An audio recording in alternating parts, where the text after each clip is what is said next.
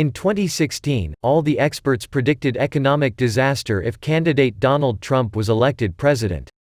This article predicted his election would plunge the world into a recession. The conventional wisdom is that, right off the bat, the stock market would fall precipitously. Simon Johnson, the Massachusetts Institute of Technology economist, posited that Trump's presidency would likely cause the stock market to crash and plunge the world into recession. He predicted that Mr. Trump's anti-trade policies would cause a sharp slowdown, much like the British are experiencing after their vote to exit the European Union. In explaining his prediction, Professor Johnson wrote that Europe's economy is so fragile that Trump's trade-led recession would tip Europe back into full-blown recession, which would likely precipitate a serious banking crisis. After that, he says, if this risk were not contained, and the probability of a European banking debacle is already disconcertingly high, there would be a further negative spiral. Either way, the effects on emerging markets and all lower-income countries would be dramatic. Then there was Nobel laureate Paul Krugman's prediction of economic doom in an opinion piece the day after the election. The economic fallout of a Donald Trump presidency will probably be severe and widespread enough to plunge the world into recession, New York Times columnist Paul Krugman warned in a New York Times opinion piece. Calling Trump the mother of all adverse effects, the Nobel Prize-winning economist predicted that the GOP nominee's administration could quickly undo the progress that the markets around the world have made in the 8 years since the financial crisis. And that guy has a Nobel Prize in economics? Of course, none of these people have acknowledged that they were wrong. To the contrary, they have been naysaying U.S. economic growth for 3 years now and predicting a recession at every turn, but the state of the U.S. economy is such that they have effectively been at least silenced if not shamed. President Trump's economic accomplishments are unparalleled.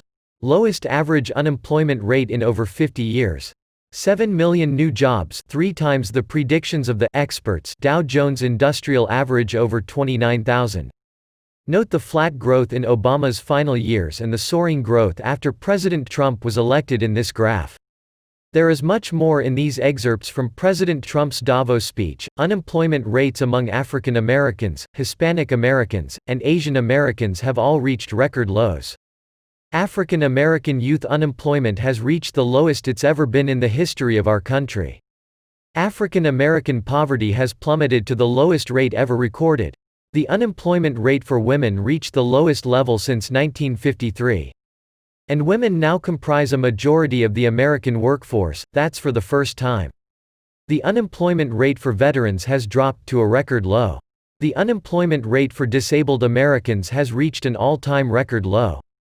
Workers without a high school diploma have achieved the lowest unemployment rate recorded in U.S. history. Wages are rising across the board. And those at the bottom of the income ladder are enjoying the percentage, by far, largest gains.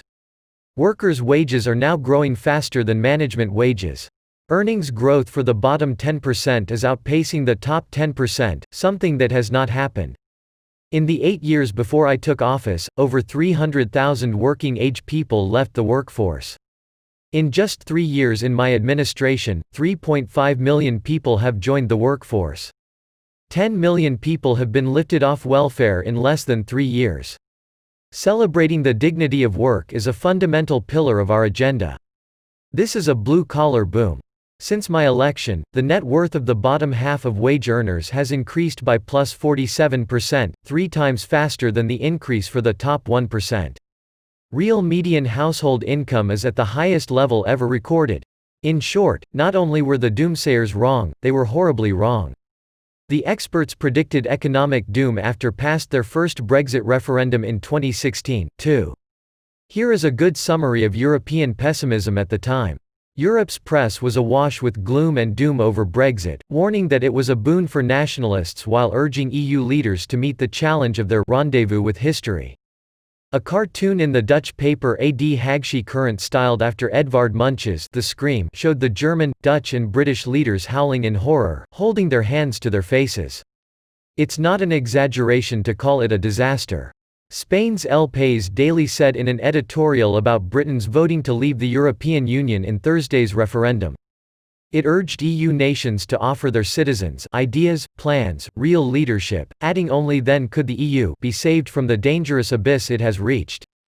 The UK marked time, economically speaking, as they dilly-dallied until finally committing to a complete Brexit at the end of this month. Economists have apparently reversed their predictions of doom and gloom for the UK economy, as reported. Two studies have forecast that Britain's economy will grow faster than major Eurozone rivals this year. The International Monetary Fund predicts that, assuming there is an orderly Brexit and a steady transition to a new relationship with the bloc, growth would accelerate from 1.3% last year to 1.4% this year and 1.5% in 2021. It believes that the Eurozone will grow by 1.3% this year and 1.4% next. Germany, France, Italy and Japan will struggle to keep up, and the only two G7 advanced economies to outpace Britain would be the United States and Canada. PwC's Global CEO survey found that European chief executives regard Britain as a key market for growth and investment.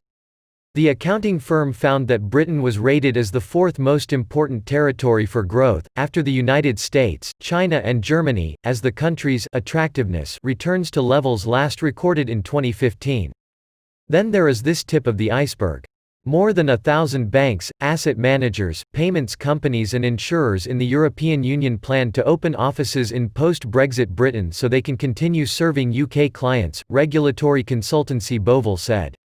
These figures clearly showed that many firms see the UK as Europe's premier financial services hub, said Michael Johnson, a consultant at Bovell.